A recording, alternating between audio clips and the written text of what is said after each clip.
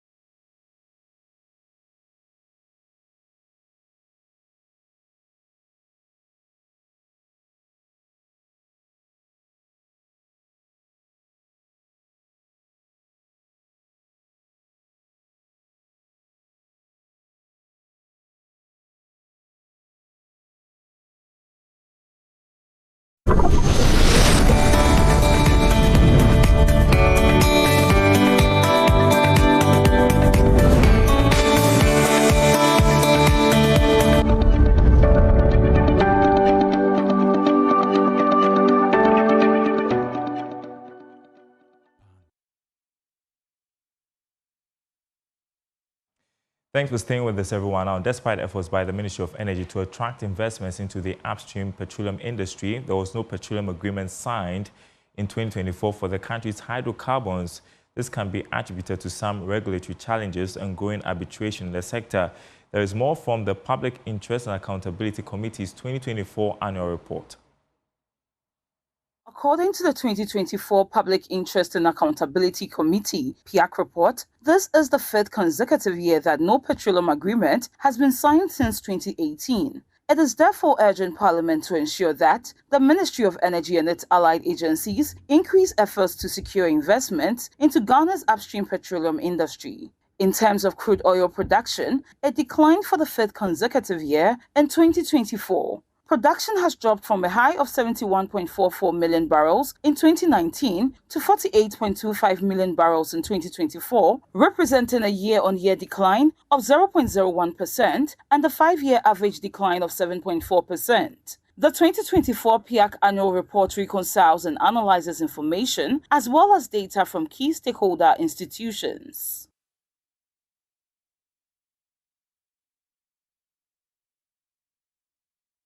Now, MTN Ghana has recorded total revenue of about 5.4 billion Ghana cedis, representing 39.4% increase for the first quarter of 2025 compared to the same period last year. This was contained in the company's financial performance from January to March 2025, published by the Ghana Stock Exchange. The following report highlights the key performances. The company posted a profit after tax of over 1.7 billion cedis for the same period. The Chief Executive Officer of MTN Ghana, Stephen Blewett, attributed the performance to strategic initiatives and investment across key business lines such as data, digital services, voice communications, and mobile money. According to the statement, service revenue increased by 39.6% to about 5.3 billion Ghana cedis compared to the same period last year. Total profit before tax for the period stood at 2.4 billion Ghana cedis. The company paid profit after tax of 719.7 million cedis, which is about twice what it paid for the same period under review. Total capital expenditure stood at 1.1 billion cedis, representing 3.6% less than what the company invested in the first quarter of the same period last year. All right, now the IMF has expressed satisfaction the government's commitment to the fund program, though concerns remain that resistance to certain fiscal reforms from the public could lead to a slowdown. In an interview with Joy Business in Washington, D.C., Director of the African Department at the IMF, Abebe Selassie, said that if Ghana maintains its current trajectory, the long-awaited economic recovery could be achieved soon. And of course, satisfied with that. We have a program which we're engaging, and this government has been very active since coming in to engage, and we'll work with them in terms of what their new priorities are and helping advance those. So, it's a process rather than one single shot thing that can be done, right? Pardon? Very much so. Meanwhile, Ranking Member of Parliament's Economic and Development Committee, Oppong Nkrumah, is warning that the economy could face significant setbacks if the current expenditure cuts are not carefully targeted. Whilst Finance Minister Dr. Kansela Tuforsen has outlined these cuts as part of the fiscal consolidation under the IMF program, Oppong Nkrumah cautioned during an interview with Joy Business in Washington, D.C., that poorly executed cuts could have unintended negative consequences for economic growth. We have the extended interview for you. Oppong Nkrumah is the ranking member for the Economic and Development Committee of Parliament and at the fan meeting here. And for you, let me first ask you, why is Honorable Oppong Nkrumah here? Oh, well, the Global Parliamentary Forum itself has side meetings while the annual spring meetings go on to help equip parliamentary committees and members of parliament that exercise oversight over the executive with some of the latest information and trends so that we can also do our jobs well. What is going to be different this time around? Because some have said that we have all these committees, but we always end the year with an overrun. I mean, there are questions about where those funds went, whether it should go or not. But some overruns tend to be justified. But the principle that we should have a balanced budget. Budget is not an end in itself. A budget is a tool to achieve a certain end. And the end is to engineer economic growth, development, and a reduction in poverty, and an improvement in the quality of lives of people. So from our side, we're not just interested in whether or not there's an overrun, while that is important. We're interested in whether or not the overall objective, which is growth, development, improvement in quality of lives, and a reduction of poverty, is achieved. So even if you don't achieve an overrun, and you don't succeed in meeting those objectives, we have concerns. If you have an overrun and you achieve those objectives, we may not be as terrified as we would have been if you achieve an overrun but you don't meet those objectives. So our big objective is to look at whether or not the economy is growing. Is it translating into development? Is it reducing poverty? Is it improving the quality of lives of people? Those are the ends that we are looking at. For the Minister of Finance, he is giving some indication that he's not going to seek for a program extension. For you, what do you make of it? And even before this program extension question as well, you had some concerns that you actually highlighted post this forward review thing. Do these concerns still stand, or based on fresh information, you amended those stands on it? We were not expecting the Minister of Finance to ask for a program extension. It was the NDC themselves, when they came to power, who started announcing that they will be looking at ways of reviewing or extending the program. And then you'll recall that the fund flatly said no, they are not looking towards an extension. And now you have the government side saying that they are also not looking for an extension. So we were not even expecting in the first place. It's their own, may I say, rhetoric that has brought them around this circle. Number two, the issues that we raised on the back of the last review were the fact that if you look at the various parameters, the Ghanaian economy is recovering. It was, again, the administration that attempted to undermine that through this 49 billion commitments that they tried to introduce. And you notice that the fund, in their statement, even do not agree with the outturns that they claim if they want to admit these commitments. We have said that if the fund goes ahead to do that, it will be out of touch with their own definitions, the definitions under the Technical Memorandum of Understanding in the ECF, and we don't expect them to do that. But be that as it may, the fund is of the view that the economy is progressing, and that's why we have passed this particular assessment, and that's why we're going to be able to access the next 370. You don't think that the current administration also have taken some strong steps that are signaling to the fund that they are committed to those structural reforms, and based on that, that is why they actually passed the fourth review? I haven't said that they haven't taken steps. They are the ones who are very interested in undermining everything that we have done. If we do something that is good for Ghana, and for that reason the fund is saying that we have passed, admit it. And if you also complement that by doing something good, let's all admit it. I don't see why we have to always split hairs that, they want to undermine the economic record and take credit for it either way. The good news is that Ghana is recovering from the challenges that we had, and that is why the fund has passed us in the last assessment. That is why we're going to be able to access that 370. But that 370, again, is not an end in itself. It is only a tool which is supposed to be used for investment in the Ghanaian economy, aimed at then translating into growth, development, reduction of poverty, and improvement in quality of lives. The worry we have expressed is that if you look at the economic program of the current administration, the biggest chunks of the funds are not going into these productive sectors. And that's why we keep cautioning them that pay attention to the productive sectors so that growth will be better than the 4.0. Remember, we ended at 5.7. They are now going to do 4.0. Growth should be better than that. That 4.0 should translate into actual development. It should translate into improvement in real income for people so that poverty is reduced and an improvement in people's quality of life. From your committee level, what should we be expecting this year to ensure that at least not just about the overruns, but there is some fiscal prudence, there's further proper management of public funds? The budget is clear on the targets that we need to achieve. We think, however, that the consolidation or the austerity has to be qualitative. By that I mean that it has to be focused on ensuring that spending in the key areas, the key economic sectors, agric, industry, telecom services, etc., is not undermined, so that that spending will translate into growth, high levels of growth. That spending will accommodate a lot of people when it comes to jobs. And if you've also managed to stabilize the economy, then the incomes they have will not be wished away by inflation. Their quality of lives can improve. So we think that it is important for the government to keep an eye on what we'll call qualitative consolidation. Yes, cut down on expenditure, but the little that you have, be more efficient in investing it into the productive areas. Unfortunately, look at what's happening in agriculture.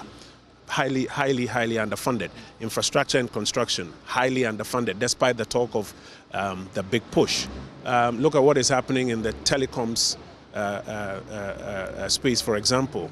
You're expecting a lot more expansion in infrastructure so that people can ride on the back and develop their own services. The more worrying thing is the signaling effect to private sector. We are very worried about the kind of signals that the government is sending to private sector investors, because this is the time that you need to crowd in a lot more private sector investment, because you don't have the sovereign resources. So you have to encourage private sector. If at the same time we are taking steps that seem to tell private sector that your investments are not fiscally or operationally safe, then we won't be able to crowd in the complementary part of private sector investment that we are looking for. There are a number of signals that the government is sending to what has been the fastest growing sector of the economy that they inherited, that is the gold mining sector, which signals do not give investors comfort.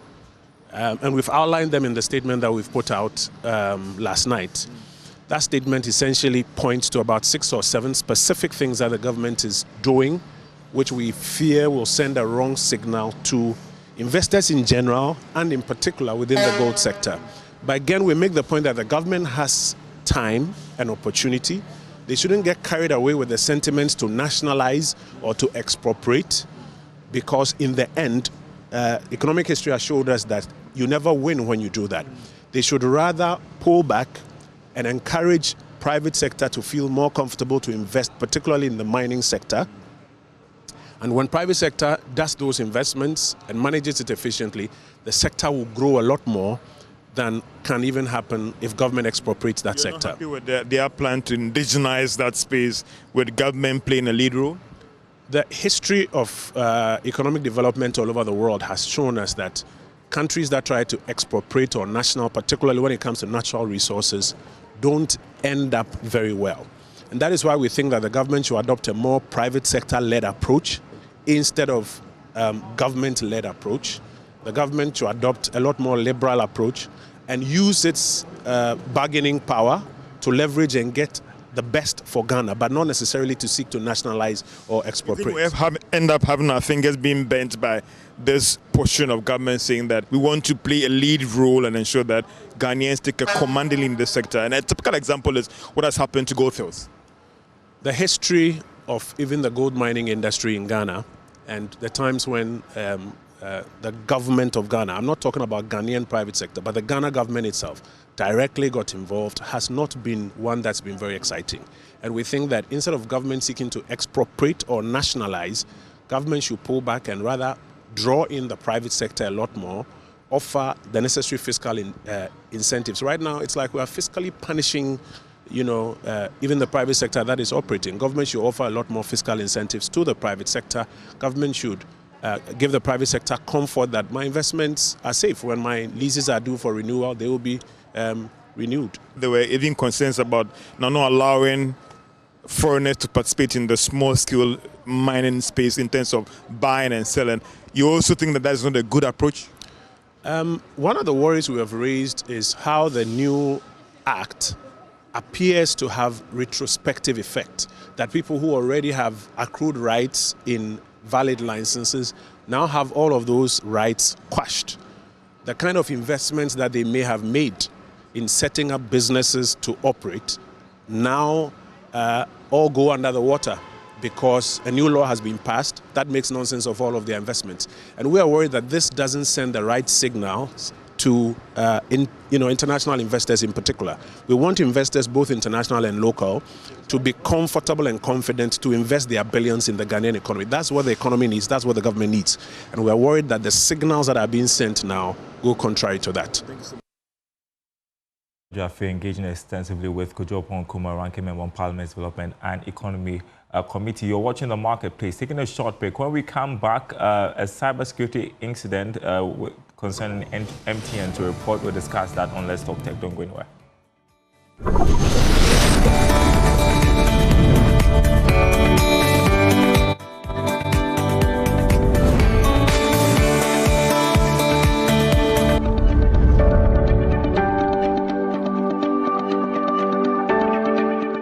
Well, welcome back. Quick discussion on Let's Talk Tech. MTN Ghana has disclosed that initial findings show that about 5,700 customers may have been affected by the recent cybersecurity incident that happened to the company. The company said they will contact the customers involved and assist them.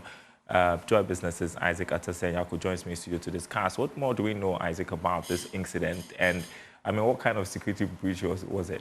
Well, for now, Daryl, we are not able to see the kind of security breach that happened, but what we know is that over the weekend, MTN reported that they had suffered some kind of cybersecurity breach.